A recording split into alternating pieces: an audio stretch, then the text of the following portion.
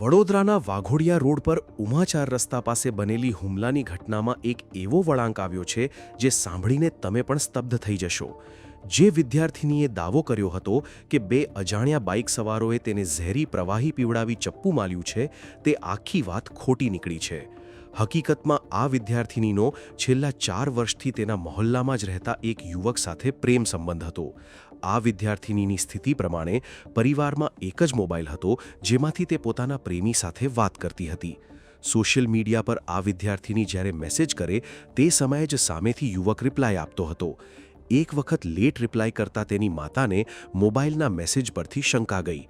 પોતાના 4 વર્ષથી ચાલતા પ્રેમ પ્રકરણની જાણ પરિવારને થઈ જશે તેવા ડરથી વિદ્યાર્થિનીએ નાટક કર્યું અને 4 વર્ષના પ્રેમ પ્રકરણનો ભાંડો ન ફૂટે તે માટે તેણે જાતે જ ચપ્પુ ખરીદ્યું અને ઘરેથી લાવેલું ફિનાઇલ પીને હુમલાનું તરકટ રચ્યું હતું.